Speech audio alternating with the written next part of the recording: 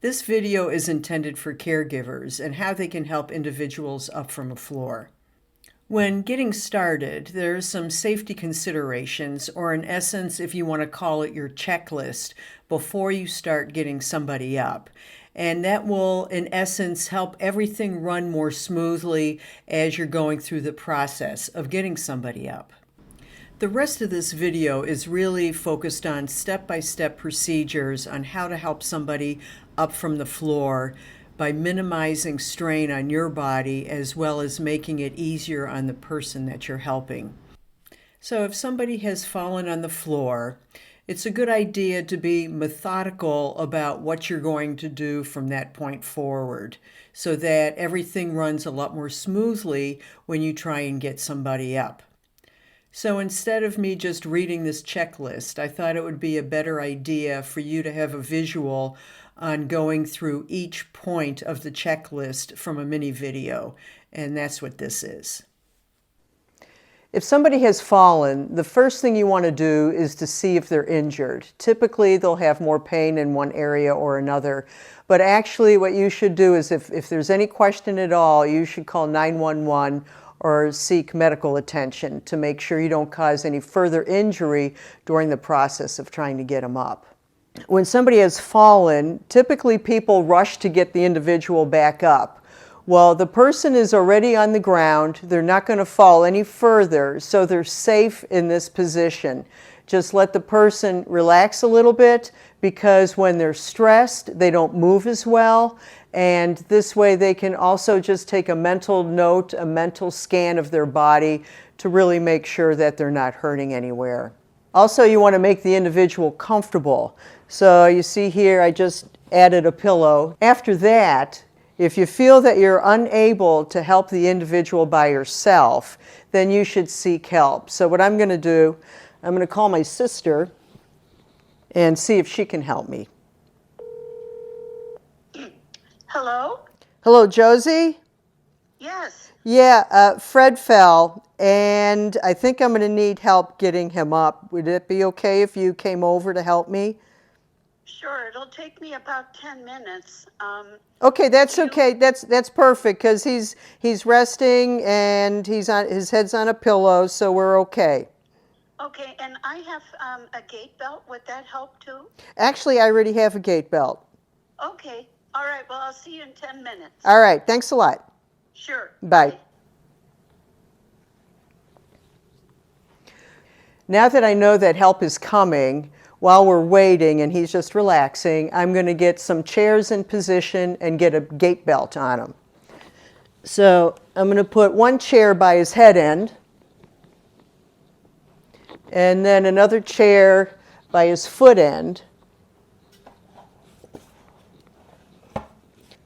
So when we get in position to get up, then he can use this chair for support.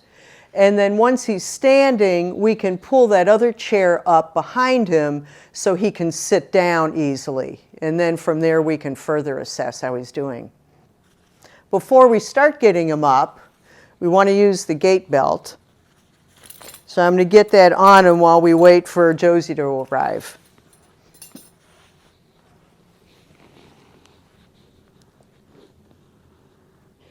And this is going to be hard for some people trying to feed it through. But it's well worth the effort. All right, we got this part through.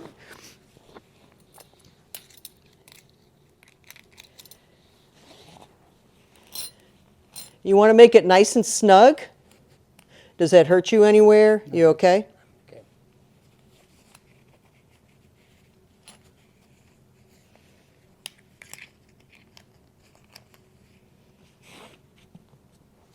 Good. As you're helping him up, you want to make sure you monitor your body mechanics, how you move so that you don't strain your back. And then once Josie comes over to help us, you also want to direct Josie how to maneuver him in getting him up in the correct way so she doesn't strain herself either. As you can see from this slide, there's two stages of getting up from the floor. Stage 1 ends in the hands and knees position. This is going to be our immediate focus. Later on in this video, we're going to take a look at stage 2. There's 2 ways in helping somebody up onto their hands and knees. You can help them with option 1, helping them up from their side, or you can choose option 2, helping them up from their stomach. The goal is to do it in such a way that it creates the least strain on both you, the caregiver, and the person that you're helping, and to avoid any discomfort on the person that you're helping. If you're helping somebody up and they start off on their back, what you need to do is get them on their side so that you can get them on their hands and knees, because it's the hands and knees position you need to be in ultimately in order to get up. So first we're going to help him bring his arm out to the side, because when we get him onto his side, you don't want him laying on his arm. Then we're going to bend his knee, because we're going to use the knee as leverage to help him roll. And then, here, give me your hand. And then I'm going to push on the outside of his knee and help him with his hand to get him to roll onto his side. Once we get him onto his side, you want to bring your knees up so that the hips are 90 degrees and then the knees are about 90 degrees, so that when you go over onto your hands and knees, it works more easily. From there, if he needs help, you're going to help him get onto his shoulder, because he needs to get on his elbow to get onto his hands and knees. And then I'm going to stand with my feet wide apart, because I'm starting here on this side, and then I'm going to end up here. So me as the caregiver, I need to be stable myself. So I'm going to put one hand on the belt and the other one under his hip. And it's like turning a wheel. That's the kind of direction of effort you need to give it. So on the count of 3, we're going to roll onto your knees. 1, 2, 3. And then I get him on his knees. Now his knees are close together. I want to get him far apart so that he's stable in the hands and knees position. Once you have somebody on their side and you need to get them onto their stomach, then the main thing you want to do is focus on the arm that's closest to the ground. If they roll onto their stomach, they're going to end up laying on their arm if you don't move that bottom arm out of the way.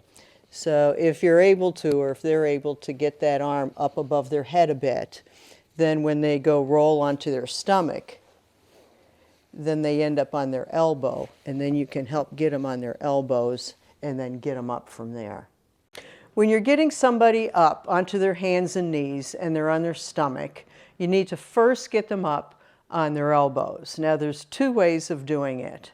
The first way is getting one elbow underneath individually, so you're lifting at the shoulder. Let's get this underneath a little better. So you want the elbow directly under the shoulder, and I'm going to help here. So I'm pulling up by the armpit, and here the elbow's directly under the shoulder. So that's one way. The other way of helping is straddling with your feet, and you're going to cup the shoulders into your hands, and you're going to lean back. And while you're leaning back, that will help lift so he can get his elbows underneath him. Once you have the elbows in place, then you're going to step back, and your feet will be straddled right where his hips are. You're going to use your legs and not your back to help raise him onto his hands and knees. So when I'm pulling up, I'm going to be walking back. And while I'm walking back, he's going to be walking his hands back. So again, use your legs. I'm leaning back. I'm just using my body weight. And on the count of 3, we're going to get on. You're going to walk your hands back. 1, 2, 3. So I'm leaning back. I'm walking back, and he's walking his hands back. This is an example of what proper body mechanics looks like and what incorrect body mechanics looks like. So use this in essence as a checklist for yourself to make sure you're doing it correctly and minimizing strain on your low back. So if you're doing it properly, Your knees are flexed. Your hands on the gait belt are palms down. Your elbows are straight, and that's kind of a key thing. Is if your elbows are bending a lot, most likely you're using your back more. So you want to avoid using your back. And then you're leaning back. So your elbows are straight and you're leaning back and walking back. Now, with the incorrect body mechanics, typically people are bent at the waist, they've got the knees straight, and they're bending their elbows quite a bit, and their palms are up on the gait belt. So make sure you check yourself that you're doing it the correct way to minimize strain on yourself. This is an example of bad body mechanics, how you should not help somebody get into their hands and knees position. So I'm going to keep my knees straight, which you shouldn't do, and then I'm going to bend down like this, which you should not do, and then I'm going to use all my elbows to help pull up, which is an immense strain on the back. Then I'm going to try and back up, which is hard to do because I'm leaning forward so much. So this is a way that you can really strain your back if you do it this way. So avoid trying to do it this way. We've now discussed two ways of helping somebody up onto their hands and knees. One is from the side and one is from the stomach. Now there's also additional considerations when you're getting somebody up from one position or the other. Knowing what they are can help you make modifications or problem solve to make things easier for you. So let's start out with considerations from getting up from your side. Well, this method is definitely less strenuous on the arms to help get into your hands and knees position. So if you have somebody that isn't very strong in their arms, this might be a preferred method. Now, if the person that you're helping has very weak hips, then it might take a little bit more effort on the caregiver's side to help rotate them into their hands and knees position. But there are exercises that you can do for that. Typically, getting up from your side is more tolerable on people with back problems. But you don't know this until you've tried the different positions, and the end result is really what works best for the person you're helping. Now, if you have somebody that has an arthritic hip or an arthritic knee, let's say their right hip or their right knee is very problematic, it may be better to get them up from their left side so that they don't have the compressive forces against an arthritic joint. So that's something to consider. Now, if you're helping somebody that has arthritis in both of their knees and they're very sensitive to pressure, then perhaps getting up from the stomach position might be a preferred method. Again, this is like a trial and error thing as far as you use what's easiest.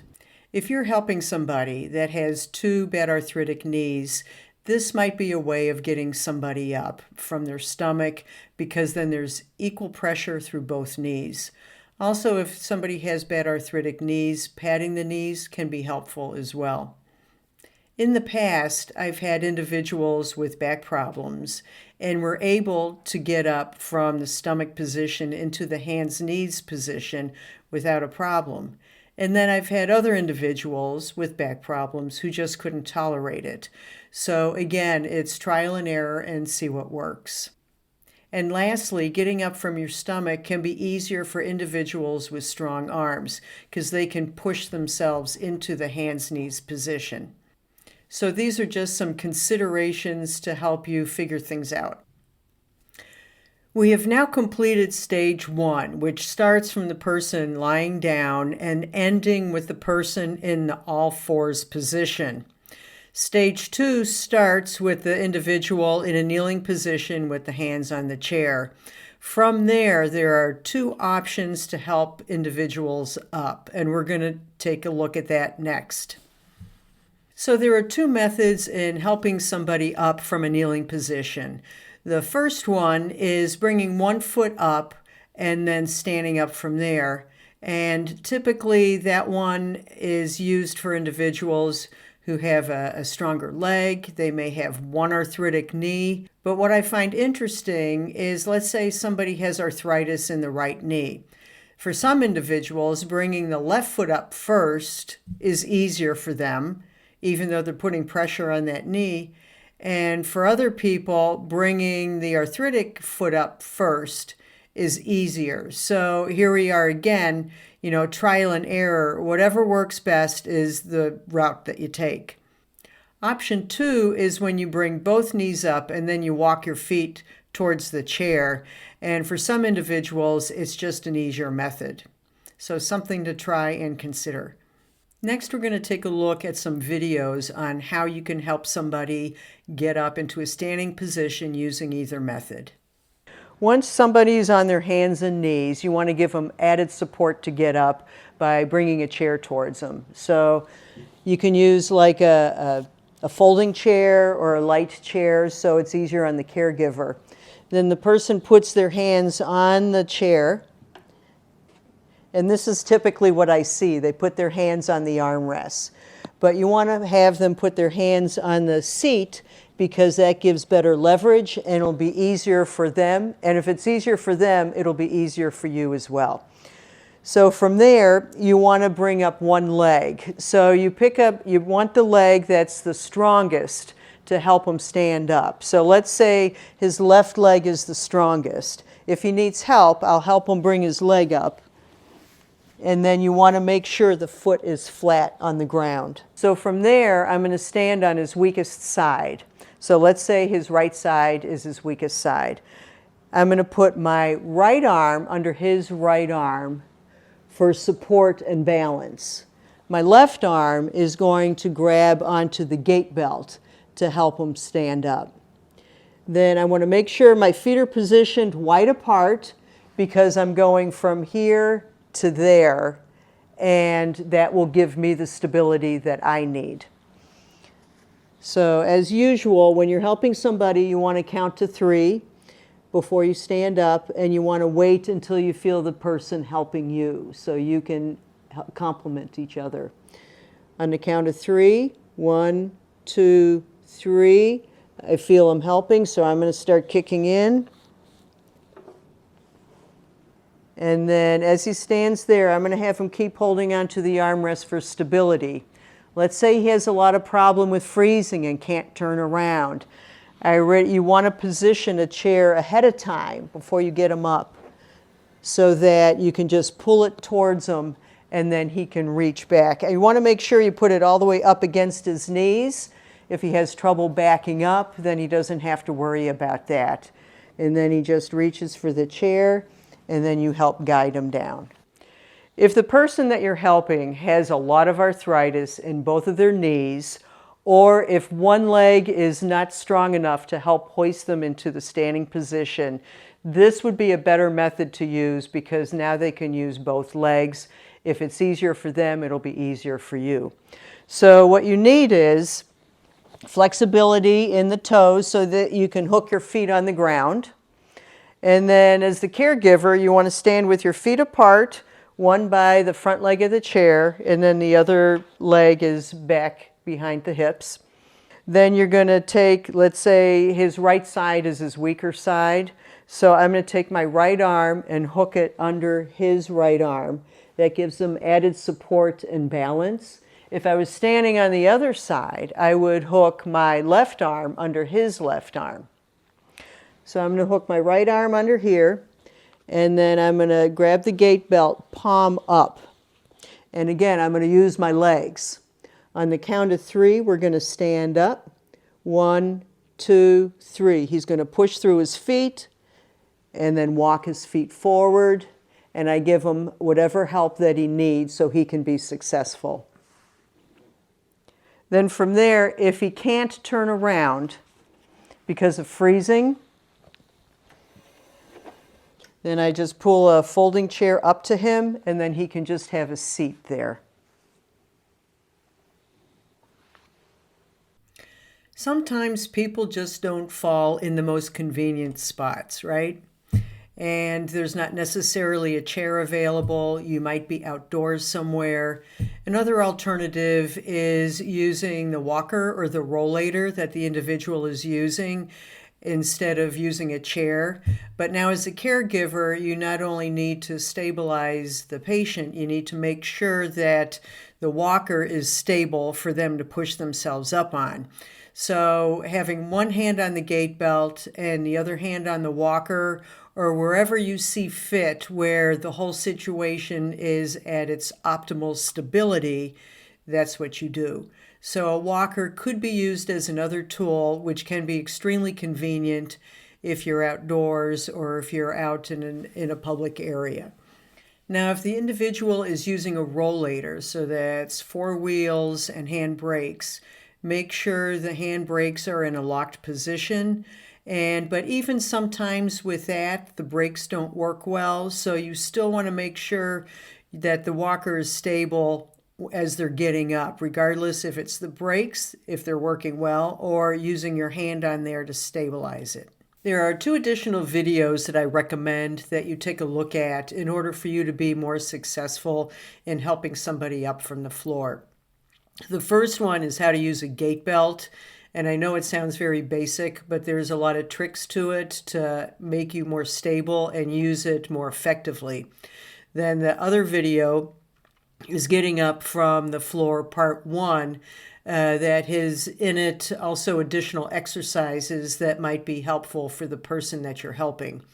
And it also has some more detailed information on the basics of getting up from the floor without helping somebody. But I think it gives you a good overall review in addition to what you got in this video. And just to summarize, the first thing you need to make sure of if somebody has fallen is that they're not injured. So you need to screen them for that first before you even attempt getting them up from the floor. Make sure you always use a gait belt when you're helping somebody up from the floor. It gives you better leverage and ensures that both you and the person you're helping is more safe in the process. We've discussed a couple of methods in getting somebody up on their hands and knees and a couple of methods in getting somebody up from a kneeling to a standing position. So you can mix and match these different methods, but the bottom line is that you use what's easiest for you and the individual that you're helping, because if it's easier, it's less effort. As the caregiver, you want to make sure that both you're using good body mechanics and then you position the person that you're helping in their optimal body mechanics so that it's easier for both of you and it helps with injury prevention. This video covers the most common methods in getting up in both stage 1 and stage 2 of getting up from the floor. There's always going to be some exceptions to the rule, and your physical therapist is the best person to tap into for finding out your individual needs to make it easier and safest. Thank you.